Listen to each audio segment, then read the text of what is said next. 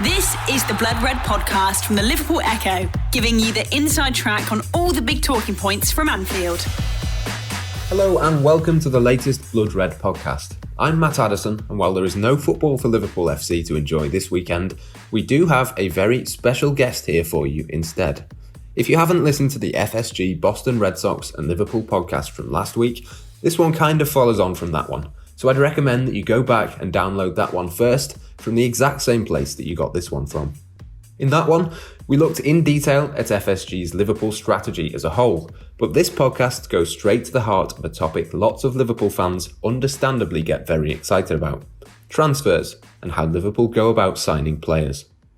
Michael Edwards quite rightly has an excellent reputation among Liverpool fans, but he, along with the rest of the transfer team, analysts and scouts, were inspired to use data and statistics to find marginal advantages and undervalued assets like Andy Robertson or Mohamed Salah by one man. This week, I FaceTime Moneyball founder Billy Beane of the Oakland A's and baseball fame, the man who first used data to help sports teams punch above their weight, finding value in the market with unfancied players. With the news coming out last week that Manchester City had been let off their financial fair play misdemeanours, those advantages that Liverpool have over their rivals when it comes to smart recruitment might just have got even more important. Liverpool have adopted a similar Moneyball strategy under FSG, something that Jurgen Klopp has embraced, and the Reds have reaped the rewards. Football analytics is something that fascinates me, and this is a conversation with the man who basically invented it. This is what happened when I spoke to baseball legend Billy Beane from his home in California. The Blood Red podcast from the Liverpool Echo. We understand that you're a big football fan. I know you got into football by a trip to White Hart Lane. So does that mean you're a Tottenham fan?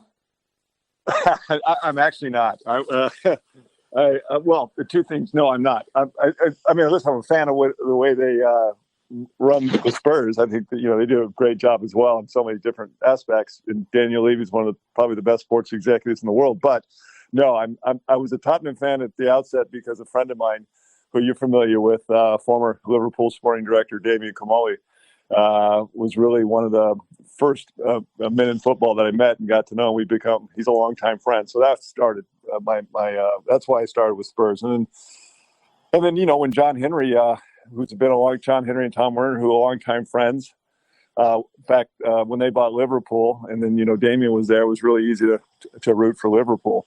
And it's easy now, mainly because, again, my association with John and Tom and, just the way they do their business. First of all, it's, an amazingly well-run football team, a fun team to watch, great manager, just sort of incorporate everything you'd want in a sports, successful sports team and sports club. And so they're easy to root for.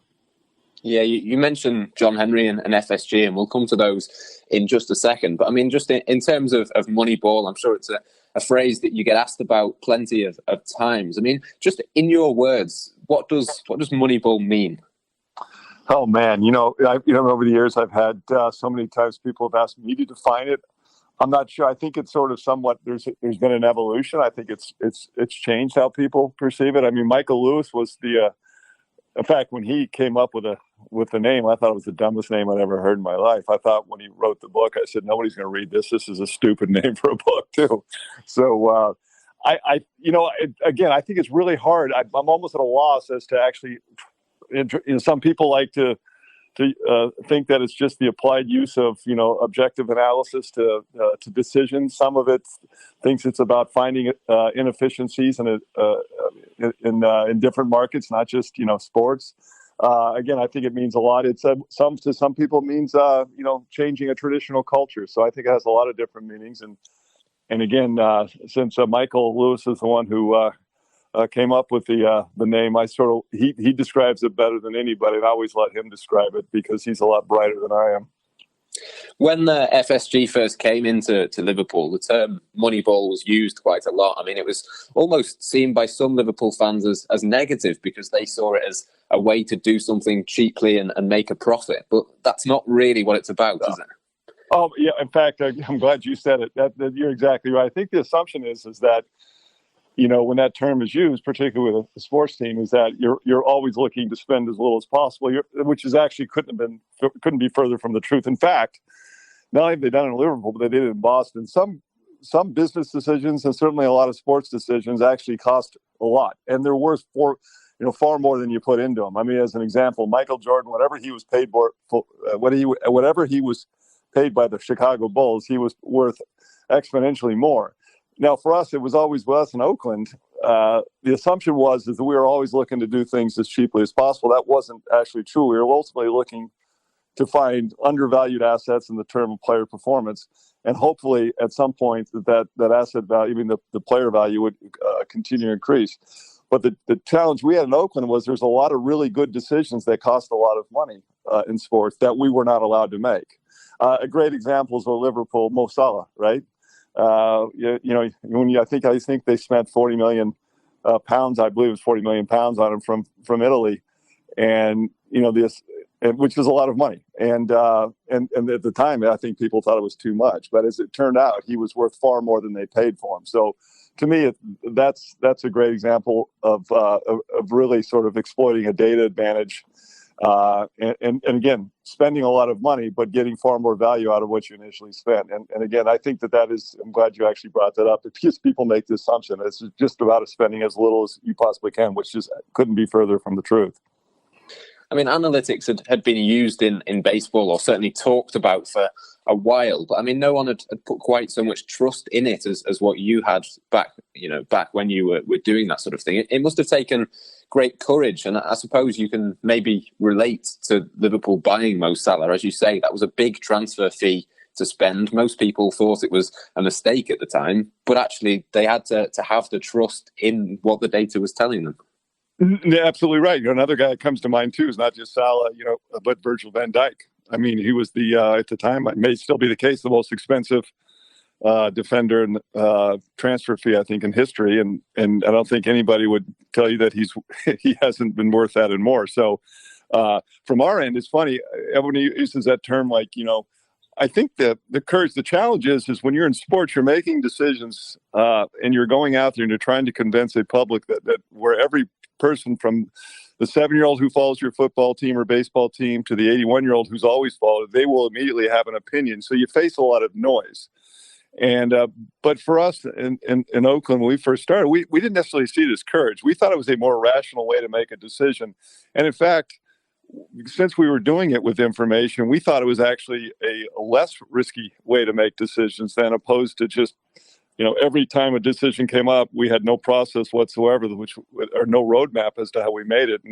And so for us, we actually viewed it the opposite way. We thought it was less risky using data and information to help you be more predictive with your decisions. And I remember in Liverpool, if you recall more than I do, is when they put together the quote unquote transfer committee, they were sort of ridiculed for that. And as it's turned out, it doesn't sound like it was such a bad idea. They have again, I'm speaking as someone who doesn't work there, but has sort of an idea probably how they're doing things. But it's obvious they created a very collaborative process driven by information, and they have a manager who is seamlessly involved in that process, and it works beautifully on the pitch. And then again, that's the goal of every sports team, to do what Liverpool has done. And the other thing too is, I always say, and again, when you look at Liverpool, you could see each year their decisions. They were even though they have spent a lot, but they haven't certainly spent as much as many of their competitors. But you could see the gap narrowing each year, and to the point where you end up with what you have this year, where they won the Premier League. So and ultimately teams like that. It was funny in Oakland. What's going to be interesting next year is you've got a club like Liverpool who's at the top of the food chain, who honestly, can really exploit the data advantage because they have capital to do it. But then you have another club down at Championship this year. This is going to be interesting to see. What I'll be really curious to see is when Brentford comes into the Premier League, and if they can kind of keep their heads above water for a couple of years, it's going to be really fun to see the impact that they have, because I think they make decisions in a very similar way as Liverpool does. They just do it with less capital. Yeah, definitely. I mean, Liverpool, obviously, their transfers and that transfer committee that you mentioned, it doesn't just target players for the first team. It goes further down and into the youth ranks as well. I mean, how how deep do the stats and the data go through the age groups? Because you think of someone like Harvey Elliott that Liverpool signed when he was 16. Could he have been a data signing, or was he simply too young for the data to be available? Well, it's different data. You're using different metrics. In fact, I'll give you an example. His name escapes me, but last year Liverpool picked up a young man who was playing in Eredivisie as like a 15 or a 16-year-old. And if you tell me his name, it'll strike. Sepp Vandenberg? I believe that. Was that it? He was a 15. Yeah. He was playing Eredivisie. And what's interesting about that, to me, that transaction was fascinating and really kind of says it all. Everybody's sort of looking for young players, and just because somebody's young doesn't necessarily mean they're going to be a great player in any sport. What's interesting is when you say take a 15 or 16-year-old, who in the States, he would be in his second year of high school or sophomore in high school. And if the data suggests that he's performing at the average level of, say, an Eredivisie player, and he's 15 or 16, that to me is the real, exploitation of data. And again, we'll see how the young man turns out. But there's a lot of evidence that was an incredibly shrewd, relatively cost-effective risk to take on a guy that you had data on at a very young age. Just because a guy's 15 years old doesn't mean he's going to be a great player. There's a rush to acquire young players.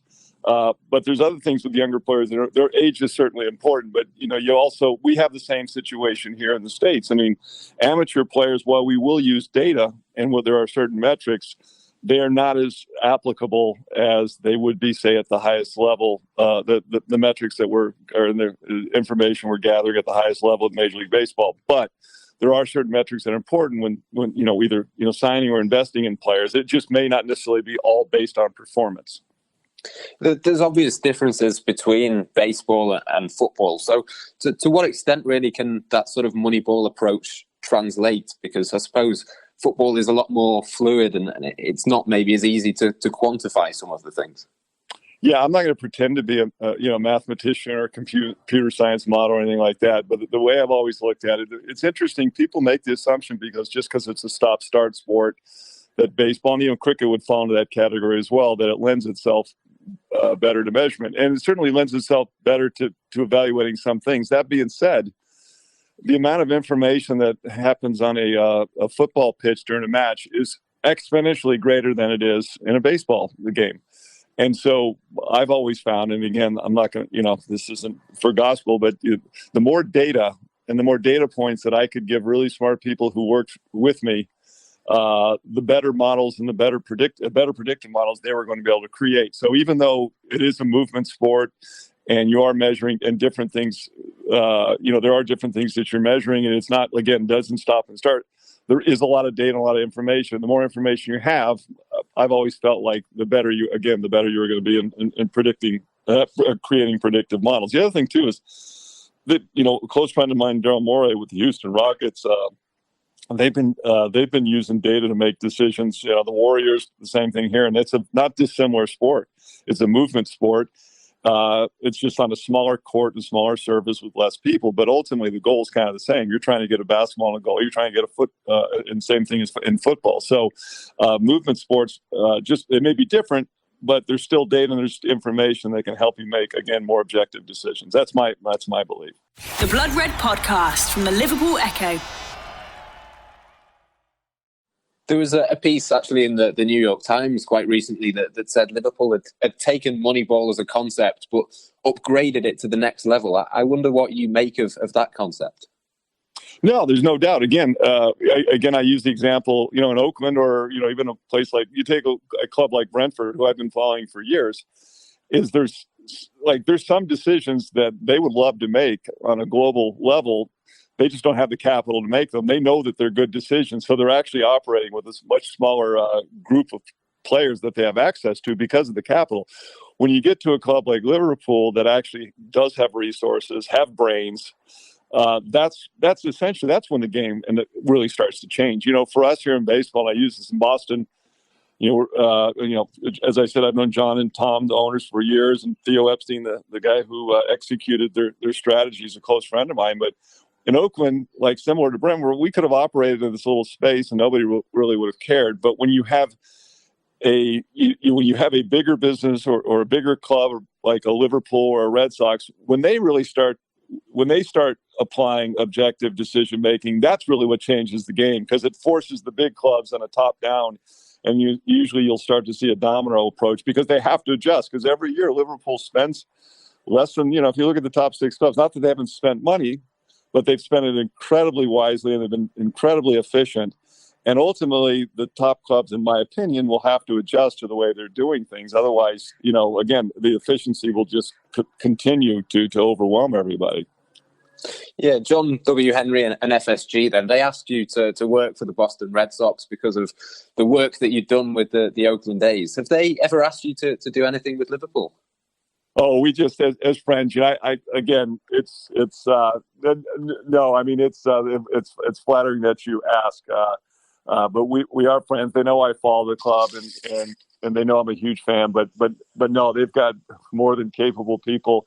Obviously, I believe it's Mike Edwards does a lot of the stuff in front office there, and they've got, as you said, not only a brilliant manager, but a brilliant face of the club over there in Jurgen Klopp. So there's no need for any services of mine over there. They're perfectly fine without me.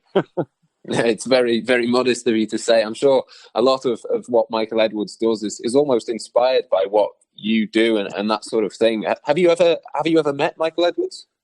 No, but I've been such a fan of the way they've done things over there. Literally, I mean, over the last few years, because I do follow pretty closely, and I follow from an objective standpoint, and literally every move they make, it's just like, exactly why they're doing it. And it's just absolutely incredible. And, the other thing is, the beauty of it too, is it's an aesthetically pleasing team too. They're so fun to watch. And then when you combine it with arguably some of the best sports fans in the entire world, it's incredible what they've done. And I'm just such a big fan of what they've done. And again, they faced criticism early on in a very traditional sport and traditional business. But I remember listening to I listened to the podcasts over there, and I remember, all the ridicule the club got for creating a transfer committee, and really it was a way of saying we're going to create a process, and it's going to be a process driven, by data, driven by collaboration, driven by information, and it's going to extend to the pitch. And nobody's ridiculing it now, are they? So, hats off to the entire organization and Michael Edwards. And again, for a guy who's had such incredible success with what he's done, he really doesn't get as much sort of international credit as he should, because it's again brilliantly executed. Yeah, you mentioned Damien Comolli before, and I think he was possibly a part of a transfer committee at one stage. I mean, how did you meet him, and what made you believe that he was the right person for Liverpool? Well, Damien reached out when the book came out here in the States. He was really one of the first football people that he reached out to me like very soon after the book came out, and just wanted to sort of wanted us to get to know each other, and was very fascinated about the approach we took in baseball, and was interested in doing a similar approach in football. So that's how our friendship started. Gosh, it goes back to maybe 04, 05. The book came out in 03, and so it was probably within a year and a half. We met up in, Germany during the World Cup, in 06. And, he comes over multiple times a year to the States. And again, we've just been a friendship, based ultimately, I think, on sort of a common way of seeing the world. But, since then we've become very, very, very close friends. And again, he's a very bright guy, very open-minded guy. And, I always like to say, he's moved to a few clubs, but, I remember the Brendan Rodgers club, a lot of those players that were on that club, guys who are still, Jordan Henderson, was I believe one of the guys he helped bring in. Obviously, Luis Suarez, which was an incredible acquisition, from Eredivisie. So, yeah, I'm a little biased. He's a close friend, but I'm also sort of kind of quite proud of some of the things that happened there for him, some are still around today, with, again, like Jordan Henderson. Yeah, Jordan Henderson, I think the prime example. And I mean, we've spoken sort of about how the numbers show you which players are best to purchase, but it can't just be numbers, can it, when a transfer is made? There's a lot more to it, maybe, assessing a player's character and how well they might fit into the group. I mean, what's the sort of process there? Would you look at the numbers first and then assess that? Or can you assess that in the same way, perhaps? Yeah, I wish you could assess that in the same way. I mean, listen, someday there will be an objective way of sort of finding things like that. But to answer your question, you kind of said it in there. Listen, the first thing we want to do is, without any sort of bias, look at a player's performance, and then some of the other homework that you're talking about comes into play. And again, you have to sort of balance the two. All players they're different. They're different personalities, and they're not all going to be exactly the same, which is why it's so challenging for a major league manager in baseball or in football, the manager. The really great managers are able to bring different personalities. They may not all be, sort of the perfect teammate in some cases, but to be able to sort of incorporate them into your club successfully and take advantage of their skill sets, that's the real genius. And that's why the great managers get paid what they do. And so again, you look at the players that have gone through Liverpool in the last 6 or 7 years. Some are very different personalities, but but ultimately the success and blending those two things in is very, very challenging. And I do hope that some of the things you're talking about we are able to measure. But right now, I haven't found a way. So we look at the data first, and then try and get as much information on non-objective things, as best we can. I know you have roles with the San Jose Earthquakes, with AZ Alkmaar and Barnsley. I mean, is it a similar role that you play across all of those in terms of using the data for recruitment? Not so much. Surprisingly, despite the proximity and our ownership owns the Quakes, I've had little to do there. I think I've always sort of been interested in European football. I just found it, on the history and a little more interesting. Now at Alkmaar, my association there has been, I'm so proud of what's gone on there. I mean, Robert Eenhoorn, a longtime friend, former Major League Baseball player who grew up in Holland, and we've been friends, but the execution from the top in Alkmaar has just been unbelievable. And I'm so proud to be associated with him. It's not dissimilar to Liverpool, it's just on a smaller stage. I mean, they've got one of the youngest, most exciting teams in Europe right now. They're doing it on a much smaller budget, but the key there has been how I'll use the term we use in the States, the front office, I guess they call it the boardroom there, how they have executed a similar strategy as Liverpool. They've just done it on a smaller stage. And they're, again, at the end of, I don't know if you follow Eredivisie, but for a club that size to be tied with Ajax at the point when the season ended, and if you watch that team, it's not only is it a very good team, but it's a very exciting young team with a lot of squad value going forward. So I'm proud of my association there, and the people there have really, again, not dissimilar to what Liverpool done, have executed an incredible a strategy that's based on objective decision making. Yeah, as you say, at the moment there's a couple of clubs who use data and numbers to almost the maximum potential, but there's lots of other teams who don't do that. Do you think if other teams were to follow along and do the same thing, you almost lose the edge that you have by using the data? Well, yeah, I think, listen, it gets harder and harder in baseball. Baseball's become very, very bright and very intelligent.